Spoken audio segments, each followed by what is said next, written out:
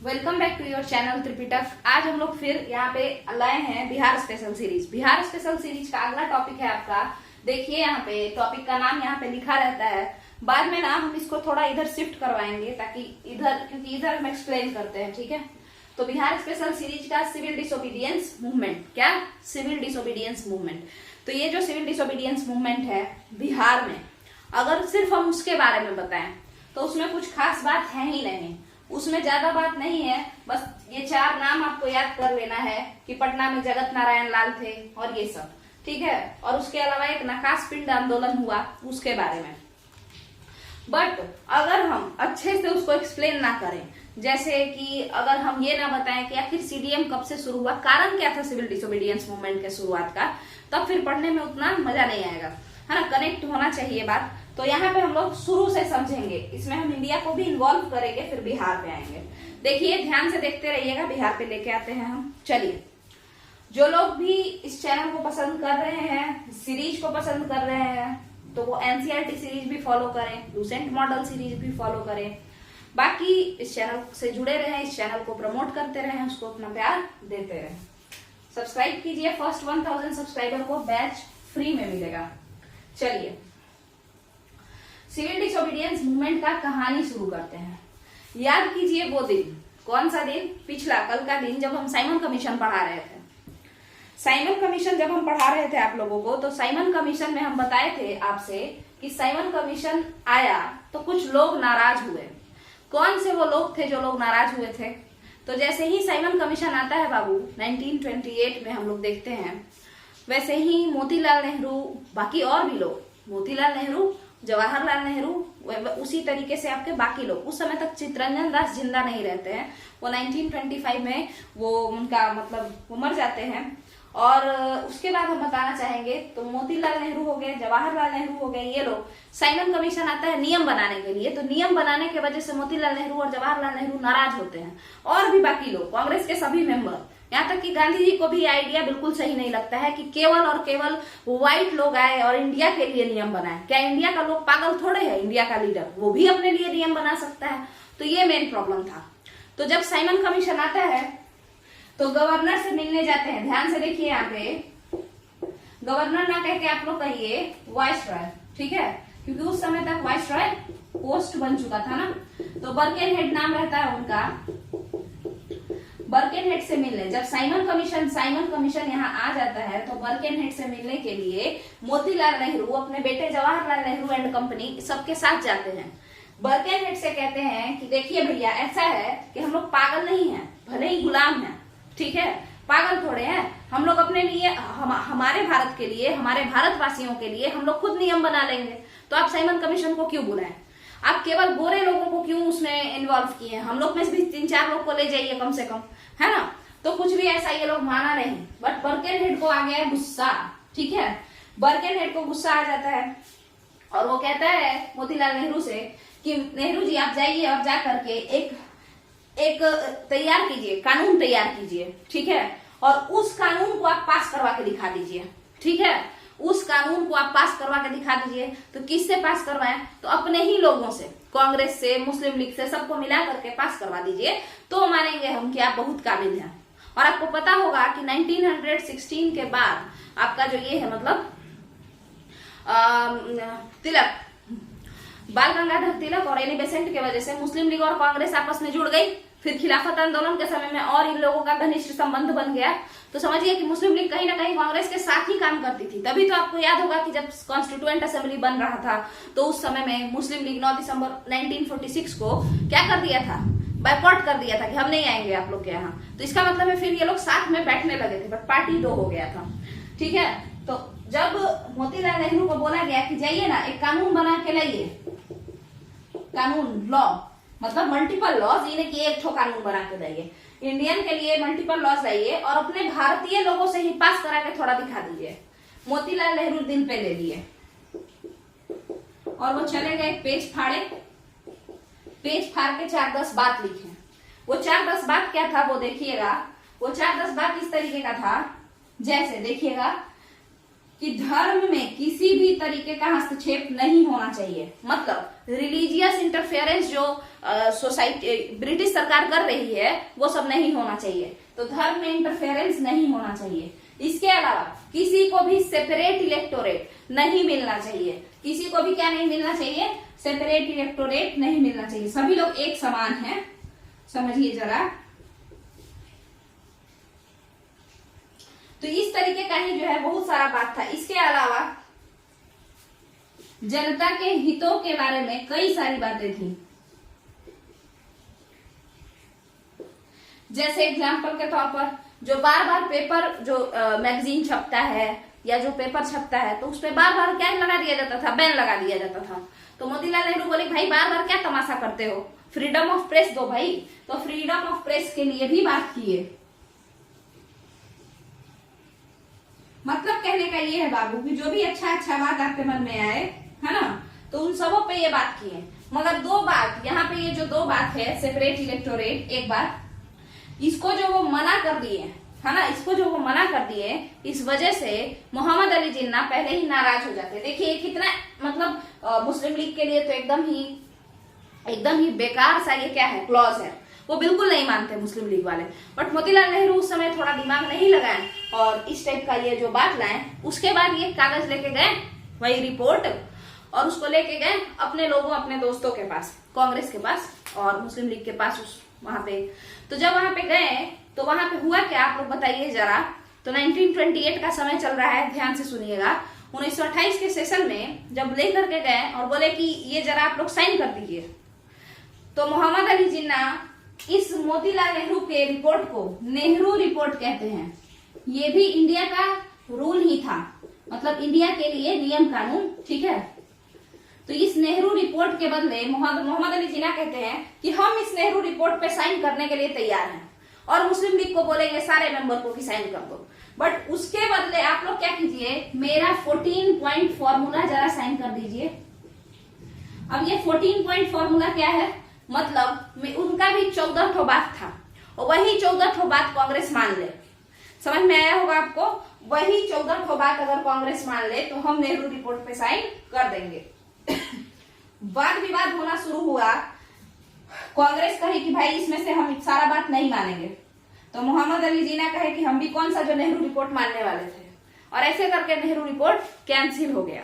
क्या बर्केनहेड कैंसिल किए? क्या नहीं, आपस में ही सब झगड़ा कर लिया और कैंसिल कर दिया नेहरू रिपोर्ट को। तो हुआ क्या, 1928 के समय में जितना लोग साइन किया था उसको लेकर के और चले गए आपके मोतीलाल नेहरू बर्केनहेड के पास, और बर्केनहेड से काफी मात्रा में बेइज्जत भी हो ली है। और वो बोले क्या नेहरू रिपोर्ट को, मतलब बर्केनहेड बोले कि तुम लोग से हो नहीं पाएगा, इतना ज्यादा पॉलिटिक्स है तुम लोग के बीच में, हम साइमन को ही बोलते हैं, वही बना देगा। तो आपको समझ में आ गया होगा। अब नेहरू रिपोर्ट कैंसिल, मतलब इसको तो सब फाड़ फूड़ के खत्म कर दिया लोग।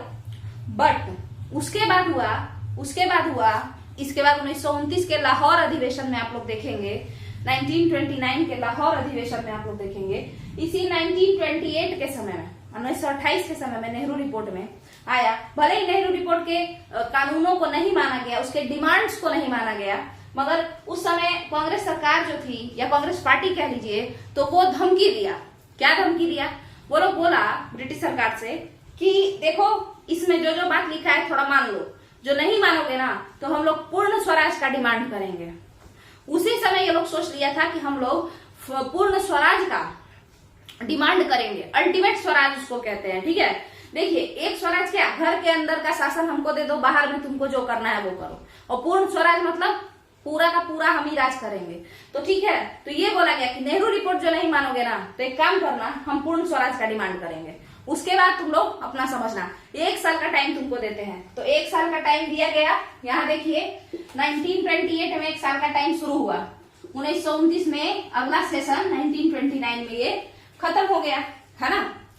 1929 में ये खत्म हो जाएगा ना, खत्म हो गया। इसके बाद यही 1929 में दिसंबर 1929 में लाहौर अधिवेशन हुआ। कांग्रेस के लाहौर सेशन में रावी नदी के तट पर, दिसंबर 1929 में कांग्रेस के लाहौर सेशन में रावी नदी के तट पर क्या हुआ बताइए जरा।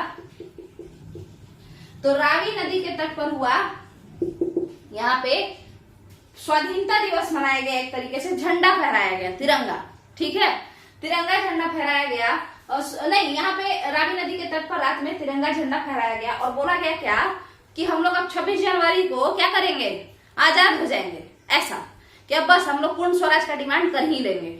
बट बताइए कि इतना आसान था क्या पूर्ण स्वराज मिलना? उसके बाद आप लोग देखेंगे कि लाहौर सेशन में तो पूर्ण स्वराज का डिमांड हो ही गया आधा रात को, बट 26 जनवरी 1930 को, क्योंकि बोला गया था कि 26 जनवरी को तो आजाद होके ही रहेंगे, तो हुए नहीं हम लोग आजाद, मगर 26 जनवरी 1930 को हम लोग झंडा फहरा लिए थोड़ा, ठीक है। और जो झंडा फहराए तिरंगा, तो उसको फिर से, जैसे रात को तो फहराए ही 29 को, मतलब दिसंबर 1929 में, और फिर 1930 में भी एक बार झंडा फहरा लिए, और इसी को स्वाधीनता दिवस बोले हम लोग। क्या हम लोग स्वाधीन रहेंगे, मतलब देखिए, एक होता है क्या दूसरे के अधीन होना मतलब पराधीन, और खुद के अधीन होना मतलब स्वाधीन, तो स्वाधीनता दिवस मनाएंगे। तो ये हो गया स्वाधीनता दिवस। और यहाँ देखिए, ये स्वाधीनता दिवस बाबू आप लोग के मतलब एस्पिरेंट्स, आप लोग के बिहार में भी 26 जनवरी 1930 को बड़े धूमधाम से मनाया गया, ठीक है। अब एक बात समझिए, 1929 आ गया, 1928 में नेहरू रिपोर्ट का पन्ना फाड़ दिया, धमकी दिए कांग्रेस वाले लोग कि अगर एक साल में मेरा बात नहीं मानोगे तो हम लोग पूर्ण स्वराज मांगेंगे, पूर्ण स्वराज का डिमांड हो गया। तभी भी कोई नहीं सुना। उसके बाद झंडा भी फहरा लिए, फिर भी कोई नहीं सुना। तो हम लोग सोचे कि अच्छा अब क्या किया जाए, अब कुछ ना कुछ मूवमेंट का जरूरत है, अब कुछ ना कुछ मूवमेंट का जरूरत है।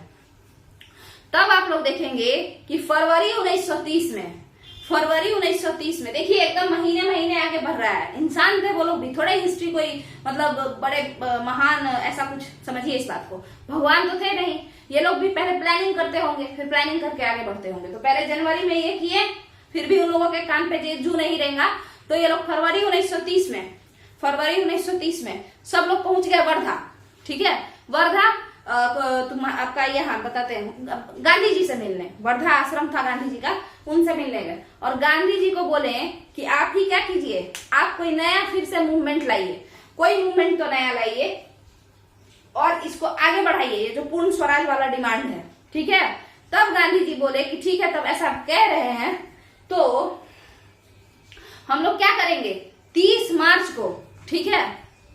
आप लोग देखिएगा, वो कहते हैं कि तो हम लोग क्या करेंगे कि 30 मार्च को हम लोग शुरू करेंगे, ठीक है। नहीं, 30 मार्च को नहीं शुरू करेंगे, मतलब मार्च में शुरू करेंगे, ऐसा समझिए, मार्च में शुरू करेंगे। कुछ उपाय सोचते हैं, क्योंकि 1 महीना का हमको टाइम दीजिए। तो हुआ कि ठीक है, ले लीजिए गांधी जी 1 महीना का टाइम। तो गांधी जी फिर क्या किए, आंदोलन का खाका तैयार किए कि पहले कैसे कैसे आगे बढ़ेंगे, इस बार किस टाइप का आंदोलन होना चाहिए। और ये सारा सोचने के बाद आप लोग देखेंगे कि दांडी यात्रा होगा। गांधी कहते हैं कि इस बार हम लोग टैक्स के विरोध झगड़ा करेंगे। पिछले बार तो सहयोग किए थे सारे काम में, इस बार हम लोग अपना जॉब वॉब नहीं छोड़ेंगे, इस बार हम लोग टैक्स के विरोध झगड़ा करेंगे। तो चलिए झगड़ा करते हैं। फरवरी के बाद आ गए हैं हम लोग, देखते चलिए।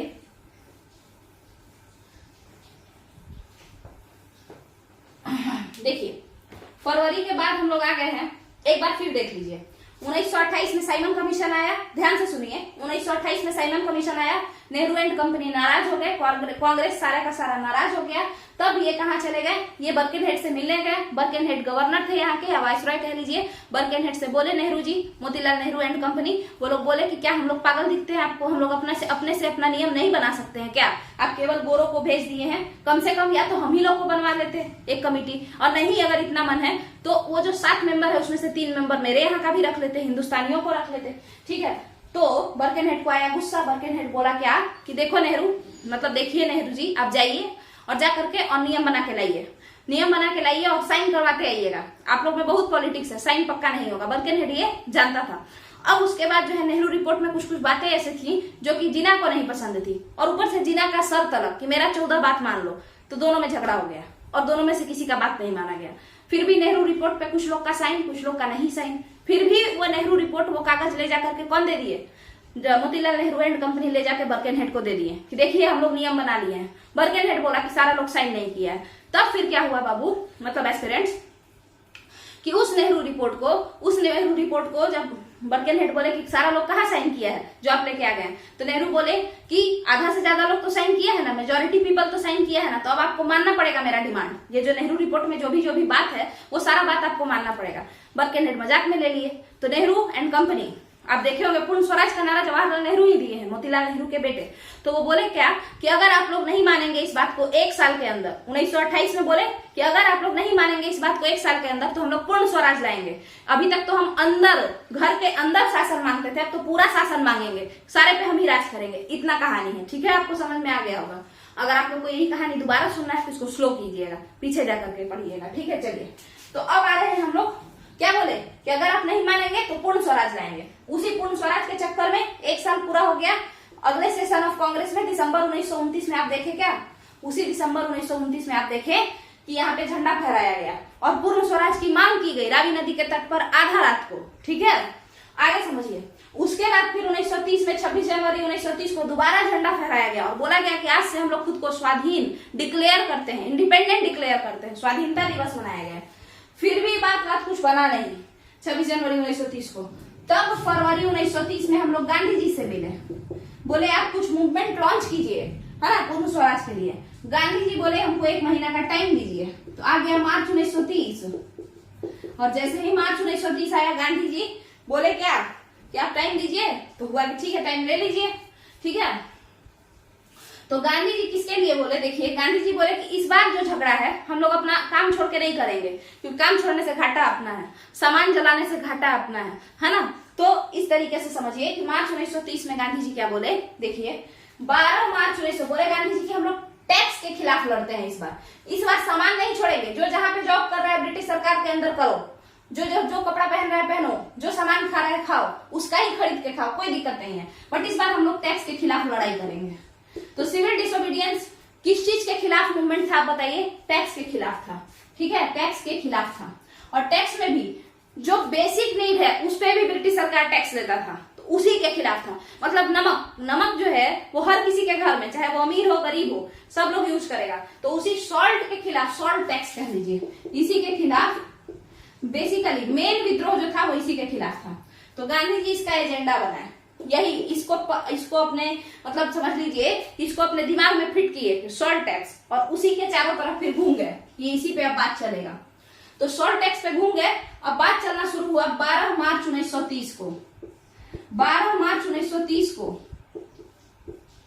गांधी जी अपने आश्रम से चल दिए, ठीक है। 12 मार्च 1930 को गांधी जी अपने आश्रम से चल दिए दांडी यात्रा के लिए। साबरमती में बैठे हुए थे, साबरमती से उठे और दांडी के लिए निकल गए, ठीक है। और दांडी पहुंचे कब? 6 अप्रैल 1930 को। तो गांधी जी पहुंच गए दांडी, साबरमती से चले दांडी को पहुंचे। बीपीएससी पूछा था कहां से कहां चले, साबरमती से दांडी चले कि दांडी से साबरमती चले, इसमें भी एक अलग कंफ्यूजन, ठीक है। तो साबरमती में आश्रम था इनका, तो घर से चले अपने और दांडी पहुंचे। दांडी आपको पता होगा कि समुद्र के किनारे है, तो इसी दांडी जो समुद्र के किनारे है आपका, यहीं पे बाबू, यही दांडी जो आपके समुद्र के किनारे है ना, हाँ, यहाँ पे उठाए थोड़ा सा मुट्ठी भर उसमें से बालू समुद्र में से, और उसको सुखा दिए थोड़ा बहुत, मतलब उसका क्या बोलते हैं, आग पे चढ़ा दिए, ये कर दिए, पानी लेकर के, समुद्र का पानी लेकर अगर हम लोग आग पे चढ़ा दे तो उसके बाद वो इवापोरेट हो जाएगा, उसका वाष्पन हो जाएगा, वाष्पीकरण के बाद उसमें से नमक बचेगा। तो इस तरीके से वो दांडी में इवापोरेशन खेल के फ्री का नमक बनाए और लोगों को चखाए कि ये लो देखो फ्री का नमक खाने में कितना टेस्टी लगता है। ये जो सॉल्ट पे टैक्स लग रहा है, हम लोग खुद से नमक बना लेंगे, ठीक है, फ्री का नमक बनाए। और इस तरीके से नमक कानून को क्या कर दिए? तोड़ दिए। नमक कानून को भंग कर दिए, सॉल्ट टैक्स को क्या कर दिए? तोड़ दिए, है ना। तो ये हो गया, तो आपका दांडी यात्रा हो गया।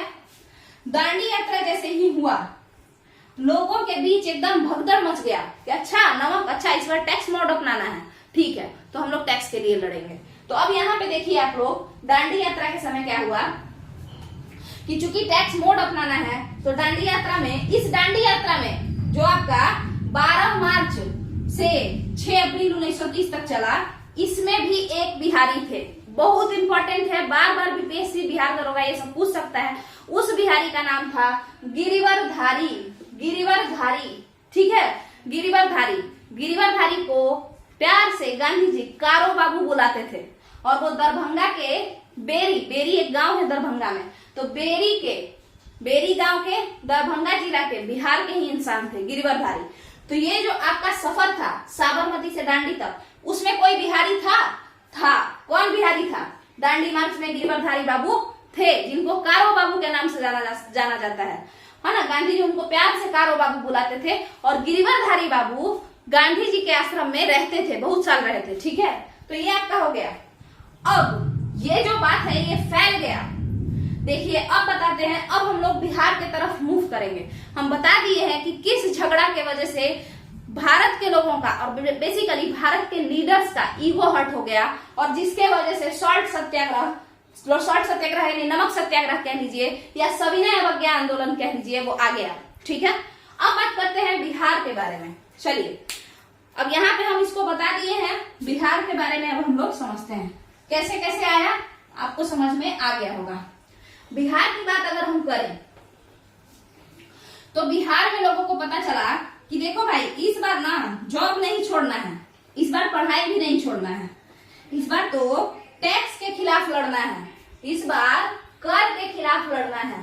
तो देखिए, गांधी जी तो नमक कर के मतलब सॉल्ट टैक्स के खिलाफ लड़ रहे थे ना, नमक कानून के खिलाफ। बिहार का लोग उनसे भी ज्यादा काबिल, ये बोला कि भाई टैक्स के खिलाफ जब लड़ना है तो 2-4 टैक्स क्यों ना हो जाए। जैसे नमक कानून के खिलाफ भी थोड़ा बहुत मारापीटी कर लेते हैं हम लोग, मतलब झगड़ा कर लेते हैं। इसके अलावा जो है चौकीदारी कर, जो चौकीदारी टैक्स है उसके खिलाफ भी क्यों ना थोड़ा बहुत लड़ ले। ठीक है, तो हर टाइप के टैक्स के खिलाफ, बहुत सारे टैक्स के खिलाफ लोग झगड़ा करना शुरू कर दिए। तो सीडीएम जो आपका था, नमक सत्याग्रह या civil disobedience movement, Gandhi ji जो शुरू किए थे वो नमक कानून को तोड़ने के लिए शुरू किए थे। मगर बिहार में, यूपी में और बेसिकली समझ लीजिए कि जहाँ पे जमींदार लोग ज्यादा थे, जहाँ पे किसान लोग ज्यादा थे, वो लोग चौकीदारी कर के खिलाफ भी झगड़ा किए। यहाँ तक कि जमीन पर जो टैक्स दिया जाता था तो उन बातों पे भी झगड़ा कर लिए। बट बेसिकली नमक कानून है तो हम लोग नमक कानून की ओर ध्यान देंगे। देखिएगा, अब पहली बार 6 अप्रैल को क्या हुआ, दांडी में 6 अप्रैल को नमक फांक लिए हम लोग। नमक फांकना का मतलब होता है जैसे ऐसे मुट्ठी भर ऐसे लिए, देखिए पानी ऐसे उठाए समुद्र का, ऐसे मुट्ठी में ऐसे किए सूर्य भगवान के सामने, और वहां से वो उड़ उड़ के गया, और उसके बाद क्या किए, बन गया नमक। अब नमक खा लिए तो उसी को फांकना है ना, तो उसी को बिहारी लैंग्वेज में बोलते हैं। चलिए, तो ये जो 6 अप्रैल है, दांडी में हम लोग नमक फांक लिए फ्री में, दांडी में नमक चाटे या खाए फ्री में। अब उसके बाद ये बात पूरा फैल गया कि टैक्स से झगड़ा करना है, टैक्स के लिए झगड़ा करना है, टैक्स नहीं देना है। ठीक है, तो हुआ कि ठीक है भाई। अब जो सबसे ज्यादा इस बात से बिहार में प्रभावित हुए, पहली बार 15 अप्रैल को बिहार में नमक तोड़ने के लिए लोग उत्साहित हो गए, और ये जो उत्साहित हुए वो चंपारण के लोग हुए। अब आप खुद बताइए कि चंपारण के लोग इतना उत्साहित क्यों हुए, बताइए। 15 अप्रैल 1930 को चंपारण के लोगों में इतना ज्यादा मतलब क्यों ये हुआ, बाकी पूरे बिहार में बाद में हुआ। देखिए, पहले चंपारण और छपरा दोनों साथ में था, चंपारण और सारण दोनों साथ में था। तो यहाँ देखिए, तो ये जो चंपारण है, यही तो गांधी जी आए थे, यही के किसानों को तो बचाए थे, 25% रुपया वापस करवाए थे। इसीलिए चंपारण के लोग तो पहले ही से गांधी जी को बहुत मानते थे, है ना। 1917 वाले जो लोग होंगे, क्या 1930 वाले लोगों को बताए नहीं होंगे कि एक बहुत महात्मा आदमी आए थे, हम लोग को बचाए थे। ठीक है, तो इसीलिए गांधी जी जो करेंगे, चंपारण के लोग उसको ब्लाइंडली फॉलो करेंगे, है ना, पूरा भक्ति के तौर पर। उनको वो राम से कंपेयर किए थे। जब हम चंपारण सत्याग्रह पढ़ाएंगे किसान आंदोलन में, तो उसमें हम बताएंगे कि गांधी जी को बोला गया कि ये इंसान नहीं है, महात्मा है। बोलते हैं ना, देवता आदमी हो तुम, उस तरीके से। तो ये महात्मा है, ये राम जी हैं। ठीक है, उनसे कंपेयर किया गया था। ऐसे भी बिहारी लोग बहुत ज्यादा भावुक होता है, उन लोगों के साथ 2 पैसा मतलब 2-4 अच्छा काम कर दो तो लोग ज्यादा खुश हो जाता है। तो सीधे भगवान से ही गांधी जी को मिलाया गया। हालांकि गांधी जी भी इन लोगों के लिए बहुत किए, उन लोगों को बचाए, उन लोगों को पैसा वापस दिलवाए। तो चंपारण के लोग उनको बहुत प्यार करते थे, गांधी जी को। तो जैसे ही गांधी जी दांडी में जैसे ही गांधी जी नमक तोड़े, वैसे ही यहाँ पे चंपारण के लोग को पुराना चंपारण सत्याग्रह वाला बात याद आया, और वो लोग भड़क गए, बोले जब गांधी जी जो करेंगे वही हम करेंगे। ये लोग अपना चल दिए। देखिए कौन लोग, चंद्रिका सिंह और गिरीश तिवारी। चंपारण के कौन, च से चंपारण, च से चंद्रिका, चंद्रिका सिंह, अब ये लड़की नहीं है, लड़का का ही नाम है, और गिरीश तिवारी। ये लोग दौड़ गए एकदम आगे आगे, पीछे से बाकी लोग दौड़ गए, बोले चलो कानून तोड़ के आते हैं। तो कानून ये लोग कैसे तोड़ेंगे, तो जो नमकीन मिट्टी थी उसमें से ये लोग थोड़ा बहुत नमक निकालने का कोशिश किए।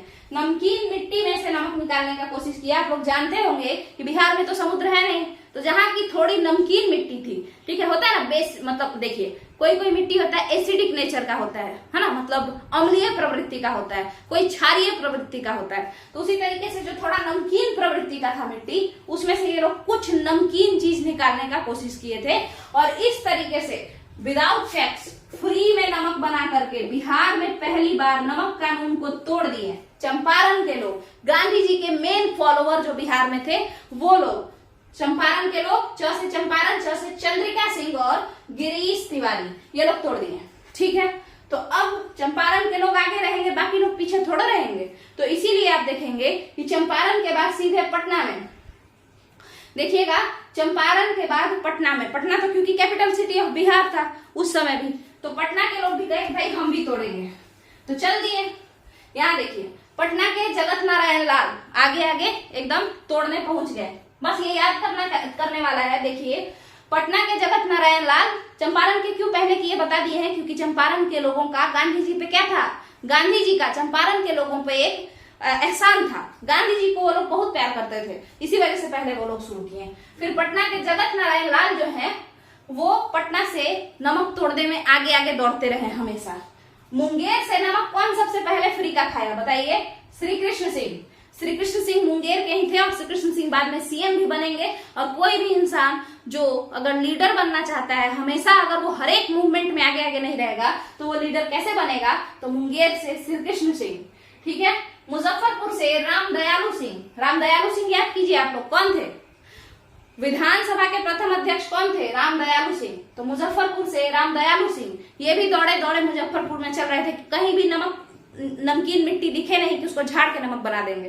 ठीक है, कौन, राम दयालु सिंह, और लोगों पे दया करेंगे, सबको बांट देंगे फ्री का नमक। चलिए, इसके बाद दरभंगा से जहाँ के कारो बाबू थे, जहाँ के गिरिवरधारी थे, उसी दरभंगा से, गिरिवरधारी तो डांडी गए हुए थे तोड़ने, तो यहाँ पे दरभंगा पे कौन तोड़ेगा, दरभंगा में नमक कौन बनाएगा जब गिरिवरधारी डांडी में बना रहे हैं। तो यहाँ देखिए दरभंगा में सत्यनारायण सिन्हा, दरभंगा में सत्यनारायण सिन्हा तोड़ रहे थे, नमक बना रहे थे फ्री में। अब क्या हुआ, ये सब तो चल ही रहा था, ये सब तो चल ही रहा था, और 6 अप्रैल 1930 के कुछ दिन बाद गांधी जी जेल चले गए थे। ये सब तो हो ही रहा था, बट 6 अप्रैल 1930 के कुछ दिन बाद गांधी जी जेल चले गए थे। उस जेल से लोग पहले 1 महीना बड़े आराम से वेट किया सब कि छोड़ देगा शायद, ठीक है, पर जब नहीं छोड़ा वो लोग, तब बिहार प्रदेश कांग्रेस कमेटी के लोगों ने मई में 9 मई 1930 को बिहार प्रदेश कांग्रेस कमेटी के लोगों ने क्या किया, बिहार प्रदेश कांग्रेस कमेटी के लोगों ने हड़ताल कर दिया। ठीक है, और बिहार प्रदेश कांग्रेस कमेटी के बारे में हम बता चुके हैं इलेक्शन ऑफ बिहार में, सॉरी फॉर्मेशन ऑफ बिहार में, फॉर्मेशन ऑफ बिहार में हम बता चुके हैं बिहार प्रदेश कांग्रेस कमेटी के हेड कौन थे, इसका रिजल्ट कैसे था, क्या था, सब आप लोग देख लीजिएगा। चलिए, तो हड़ताल कर दिया लोग, किस लिए, गांधी जी को छोड़ो इसलिए। 1 महीना सब चुपचाप से वेट किया, 6 अप्रैल के बाद कुछ दिन बाद गांधी जी जेल चले गए, 1 महीना सब वेट किया, और 9 मई 1930 को फिर से हड़ताल किया बिहार में कि गांधी जी को छोड़ दो। तो मगर सब छोड़ा नहीं, बट फिर भी हम लोग यहाँ पे पूरा प्रदर्शन करते रहे। अब आप लोग देखेंगे क्या कि ये देखिए, ये सीडीएम का सबसे बड़ा यहाँ पे जो सिविल डिसोबीडियंस मूवमेंट जो हुआ, आप लोग कुछ याद रखें ना रखें, 2 बात पक्का याद रखिएगा कि बिहार में पहली बार नमक कौन बनाया, तो ये वाले चंपारण के, च से चंपारण के, च से चंद्रिका सिंह, और कौन, गिरीश तिवारी। ठीक है, 15 अप्रैल 1930। और दूसरा, इस सविनय अवज्ञा आंदोलन में एक और आंदोलन हो गया, वो आंदोलन है नखास पिंड आंदोलन। ये देखिए यहाँ पे नखास पिंड आंदोलन, ये आंदोलन, ठीक है, ये जो आंदोलन हुआ है इसको हम लोग को समझना पड़ेगा। देखिए ये पटना में हुआ था नखास पिंड आंदोलन। ये जो आंदोलन है यहाँ पे बहुत ज्यादा झगड़ा हुआ, बहुत हिंसा हुई, इस वजह से ये आंदोलन बिहार में मतलब सिविल डिसोबीडियंस मूवमेंट में बड़ा रोल प्ले करता है। ठीक है, चलिए क्या हुआ, नखास पिंड एक जगह है पटना जिला का। नखास पिंड जैसे मान के चलिए खुशबूपुर, ऐसा ऐसा करके पटना जिला में कई सारा नाम है ना, बिहटा, ये सब कई सारा नाम है। तो इसीलिए यहाँ पे आप लोग समझिए, इसीलिए यहाँ पे आप लोग समझिए कि एक जगह है पटना जिला में नखास पिंड। इस नखास पिंड में, ये जगह का नाम है, यहाँ पे लोग जो हैं, मतलब समझ लीजिए कि सभी लोग पटना से चल के नखास पिंड को जा रहे थे। सभी लोग, कौन से लोग थे वो, तो मेन कौन थे इसमें, इस नखास पिंड आंदोलन में, अंबिका कांत सिंह। अंबिका कांत सिंह वही जो सर्चलाइट के मैनेजर हैं। सर्चलाइट क्या है, पेपर है, उसके मैनेजर कौन है, अंबिका कांत सिंह, पटना में थे ये।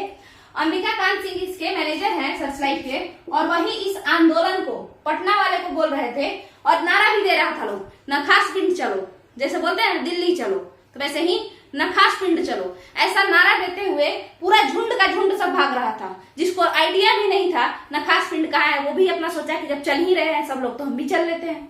ठीक है, तो ये नारा देते हुए अंबिका कांत सिंह लीड कर रहे थे, यानी अंबिका कांत सिंह के नेतृत्व में, ठीक है, के लीडरशिप में सभी लोग नारा देते हुए जा रहे थे, नखास पिंड चलो, हाँ दिल्ली चलो, उसी तरीके से नखास पिंड चलो। वहां नखास पिंड में जाकर के फ्री का नमक खाते हैं, मतलब नमक कानून तोड़ते हैं, नमक खुद से बनाते हैं। ठीक है, ये पटना जिला का जगह है। तो जैसे ही ये लोग जा रहे थे, उसी बीच में क्या हुआ नखास पिंड में, आप लोग देखेंगे कि पुलिस, कुछ ब्रिटिशर्स क्या कह लीजिए, पुलिस डिपार्टमेंट में तो इंडियन भी होते थे, अंग्रेजों के पुलिस डिपार्टमेंट में इंडियन भी होते थे। तो ये लोग जो है इन आंदोलनकारियों पे, ठीक है, इन आंदोलनकारियों पे ये बड़े ही शांति से बस नखास पिंड चलो नारा लगाते हुए जा रहे थे, झगड़ा किसी से नहीं कर रहे थे, एकदम अहिंसात्मक तौर पे जा रहे थे, नॉन वायलेंट तरीके से। बट ना जब ये लोग भीड़ पूरा जा रहा था ना, तो इस भीड़ के ऊपर अटैक हो गया। ठीक है, इस भीड़ के ऊपर जो अटैक किया गया वो पटना के पुलिस ने किया, ब्रिटिश पुलिस समझ लीजिए। तो जब अटैक हुआ ना, तो ये लोग बहुत पिटाए, मगर इसमें से ही कुछ लोगों को दिमाग आया कि एक काम करते हैं, पुलिस को दो टुकड़ों में, 2 या 3 टुकड़ों में बट जाते हैं हम लोग। ठीक है, 2 या 3 टुकड़ों में बट जाते हैं, और एक आदमी उधर जो है, जो मतलब मान के चलिए जो ज्यादा पिटा गया है वो लोग भाग जाओ, एक जो कम पिटाया है वो थोड़ा देर पुलिस को उलझाओ, उधर चल जाओ, और एक और टुकड़ी पीछे से निकल के भागो और नखास पिंड पहुंच जाओ। ठीक है, तो 3 टुकड़ों में बट गया लोग, या 2 टुकड़ों में, अलग अलग टुकड़ों में, 4 भी टुकड़ा हो सकता है। यानी ये हुआ बेसिकली कि ग्रुप जो साथ में गया था ना, वो अलग अलग भाग गया, ताकि पिटाए कम, झगड़ा कम हो, और जो मेन एम है नमक बनाने का फ्री में, वो कंप्लीट हो जाए। तो इस तरीके से कुछ लोग तो पिटे गए, काफी पिटाई हुई, बट कुछ लोग भाग गए, कुछ लोग बच भी गए, कुछ घर भी चले गए। और ये जो है कुछ लोगों का जत्था, इन्हीं ग्रुप में से, इस पूरे ग्रुप में से एक ग्रुप नखास पिंड पहुंच गया और जा करके वहां पे नमक फ्री में बना लिया, और इसी को हम लोग नखास पिंड आंदोलन कहते हैं। तो अगर आपसे कोई पूछेगा नखास पिंड आंदोलन किस समय हुआ, तो कहिएगा नमक सत्याग्रह के समय हुआ, न से नखास पिंड, न से नमक सत्याग्रह, सॉल्ट सत्याग्रह। अब बात समझिए, नखास पिंड आंदोलन किस समय हुआ, नमक सत्याग्रह के समय हुआ। नखास पिंड आंदोलन किस समय हुआ, सविनय अवज्ञा आंदोलन के समय हुआ, सिविल डिसोबीडियंस मूवमेंट के समय हुआ। यहाँ पे देखिए, ये नखास पिंड में जब ये टूट गया, अब मेन बात आता है कि इस नखास पिंड आंदोलन में भारत के, या बेसिकली बिहार के कौन कौन से लोग इन्वॉल्व थे, इंपॉर्टेंट लोग। ऐसे तो भीड़ कितना होता है, बट जो इंपॉर्टेंट है उसी का नाम याद रहता है। तो देखिए, आपके सबसे पहले तो अंबिका कांत सिंह, जो सर्चलाइट के मैनेजर थे, जिनका ये दिमाग में बात आया था कि ग्रुप तोड़ो, इधर उधर भागो, सब लोग मिलके कैसे भी पहुंचो, कुछ लोग पिटा लो, कुछ लोग भागो जल्दी, नखास पिंड पहुंच के जल्दी से जल्दी तोड़ दो कानून। चलिए, तो अंबिका कांत सिंह हो गए। बाकी बताइए, अब्दुल बारी, ये आपको पता है आरा के थे, कोइलवर के थे। जो लोग बिहार के होंगे उनको कोइलवर पता होगा, परेव, कोइलवर, ये सब वही के थे ये। ठीक है, तो अब्दुल बारी भी सोचे कि चलो पटना नखास पिंड पहुंच ही लेते हैं हम। वही ये क्या थे, विधानसभा के ये उपाध्यक्ष रहे हैं, बिहार विधानसभा के प्रथम उपाध्यक्ष रहे हैं ये अब्दुल बारी। अब इनके जो अध्यक्ष थे बड़े वाले, मतलब इनके जो स्पीकर, एक वाइस स्पीकर, एक डेप्यूटी स्पीकर, स्पीकर। तो स्पीकर कहाँ थे? वो तो रामदयालु सिंह मुजफ्फरपुर के थे, तो वो मुजफ्फरपुर में नमक बना रहे थे। तो अब्दुल बारी सोचे जब अध्यक्ष साहब वहां पे नमक तोड़ रहे हैं, नमक फ्री का बना रहे हैं, हम क्यों ना पटना में बना ले, तो ये भी पटना में बनाने चलेगा अब्दुल बारी। इसके बाद आप देखिए जो हमारे प्रेसिडेंट बने बाद में राजेंद्र प्रसाद, हमने बार बार हम यहाँ पे क्या कह रहे हैं सुनिए, किसी को भी बहुत आगे जाना है तो उसको बहुत ज्यादा मेहनत करना पड़ेगा, उसको हर एक मूवमेंट में पार्टिसिपेट करना पड़ेगा, बार बार अपना चेहरा सबके सामने लाना पड़ेगा। तो ये सभी बड़े लीडर्स थे, तो ये लीडर्स जानते थे, इनका एम था कि एक दिन हम बड़े जगह पे जाना है, हमको बड़ा पोस्ट अचीव करना है, लोगों का दिल जीतना है। तो ये सभी बड़े लोग थे। तो देखिए राजेंद्र प्रसाद फिर इस वाले में भी इन्वॉल्व हो गए, चलो हम भी तोड़ेंगे, थोड़ा दो चार लाठी पड़े तो पड़े। इसके अलावा जेबी कृपलानी, सुचेता कृपलानी के हस्बैंड है, फर्स्ट फीमेल सीएम आप कह सकते हैं, उत्तर प्रदेश की जो पहली महिला मुख्यमंत्री बनी वो थी सुचेता कृपलानी, और सुचेता कृपलानी के ये हस्बैंड है जेबी कृपलानी। जेबी कृपलानी आरा में प्रोफेसर थे, तो ये भी सोचे कि आरा वाला सब तोड़ नहीं रहा है और कोइलवर के जो अब्दुल बारी हैं वो भी जा रहे हैं, तो क्यों ना हम भी चले जाए। तो जेबी कृपलानी भी पहुंच गए, आरा में ये पढ़ाते थे, प्रोफेसर थे। इसके अलावा अंबिका कांत सिंह तो थे ही। तो ये जितने भी लोग हैं, आप लोग को नहीं लगता है कि ये लोग फेमस लोग हैं? अंबिका कांत सिंह हालांकि फेमस नहीं है, तो ये सर्च लाइट एक मैगजीन था, उसको मतलब पेपर उसको लिखते थे, वहां पे मैनेजर थे। तो ये हो गया है। इसके अलावा अब्दुल बारी हम बता दिए कौन थे, राजेंद्र प्रसाद कौन है किसी को बताने का जरूरत नहीं है, जेबी कृपलानी सुचिता कृपलानी के हस्बैंड, उसके अलावा आरा में प्रोफेसर थे। उसके अलावा इनका अपना भी बहुत ज्यादा रोल रहा है। आप देखे होंगे जेबी कृपलानी का जो सेशन है, कांग्रेस सेशन में भी एक बहुत बड़ा रोल रहा है ना। जेबी कृपलानी का अध्यक्षता जो है उसी समय में देश आजाद हुआ था, ठीक है, ऐसा ऐसा करके आप लोग देख लीजिएगा। तो अब हम लोग समझते हैं कि क्या अब इस टॉपिक में कुछ भी बाकी है? तो हाँ बाकी है। अभी तक सविनय अवज्ञा आंदोलन खत्म नहीं हुआ है। सविनय अवज्ञा आंदोलन अभी खत्म हुआ है? नहीं, अभी तक तो आंदोलन चल रहा है। अब हम लोग जा रहे हैं सीडीएम को खत्म करवाने। आप देखेंगे 7 अप्रैल 1934 ईस्वी को 1930 में जो चला है, फिर कई सारे राउंड टेबल कॉन्फ्रेंस होंगे, 3 उसके बाद अल्टीमेटली 7 अप्रैल 1934 को भारत देश में सविनय अवज्ञा आंदोलन खत्म हो जाएगा। मगर बिहार के लोग, क्या बिहार के लोग उसी समय कर देंगे कि चलो नहीं अब छोड़ो सविनय अवज्ञा आंदोलन? फ्री का चीज जो है हम लोग टैक्स देने में अभी भी हम लोग बिलीव नहीं करते हैं कि कुछ देता होता तो है नहीं, टैक्स किस लिए दे हम? तो क्योंकि ये टैक्स के खिलाफ था तो हम लोग थोड़ा दिन ज्यादा लड़े इसमें। चूंकि ये टैक्स के खिलाफ ये आंदोलन था तो हम लोग थोड़ा दिन और खींचे कि चलो ठीक है, थोड़ा दिन और खींचते हैं, ठीक है।